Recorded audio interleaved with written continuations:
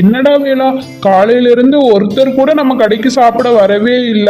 செஞ்சு வச்ச எல்லா பிரியாணியும் வேஸ்டா போயிருமான்னு தெரியலையே. கவலைப்படாதடா தங்கன், கண்டிப்பா உன் கடைக்கு இன்னைக்கு வருவாங்க, வந்து கண்டிப்பா சாப்பிடுவாங்க பாரு. வேலன் சொன்ன மாதிரியே ஒரு கஸ்டமர் தங்கன் கடைக்கு பிரியாணி சாப்பிட்றதுக்காக வந்தான்.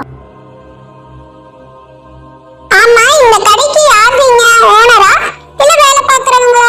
எனக்கு 2 பிரியாணி வேணும். வாங்க வாங்க, இந்த கடைக்கு நான் தாங்க ஓனர். உங்களுக்கு பிரியாணி 2 வேணுமா? உட்காருங்க, நான் எடுத்துட்டு வரேன். கடைக்கு வந்த கஸ்டமர் ஒரு முழு கோழியை ஆர்டர் பண்ணி சாப்பிட்டு இருந்தாங்க.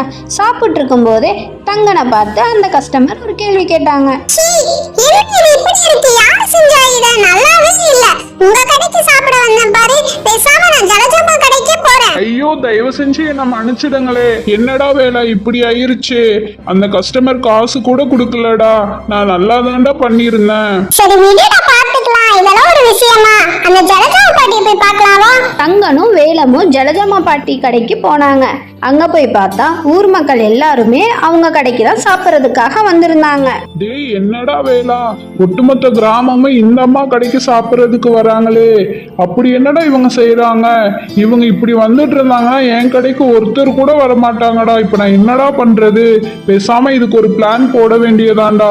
சரிடா, இன்னைக்கு நைட் என் வீட்டுக்கிட்ட வா, அங்க மீட் பண்ணி எல்லா விஷயங்களும் பேசிக்கலாம். டேய் வேலா, நான் ஒரு அருமையான திட்டம் ஒண்ணு வச்சிருக்கேன்டா.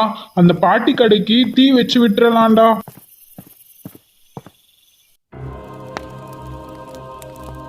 அடுத்த நாள் காலையில ஜலஜம்மா கடை ஃபுல்லா நெருப்பு பிடிச்சி எரியுது.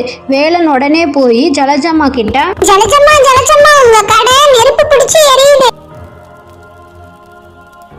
அட கடவுளே, என்ன இது இப்படி எரியுது? நான் என்னதான் பண்றது? எல்லாம் போச்சு பாட்டி, நம்ம கடையை பாரு பாட்டி எப்படி இருக்குன்னு. டேய் வேலா, இந்நேரம் அந்த பாட்டியோட கடை முழுசா எரிஞ்சு முடிஞ்சிருக்கும்னு நினைக்கிறேன். நீ போய் சொன்னியா இல்லையா? டேய், நான் அப்பவே சொல்லிட்டேன்டா.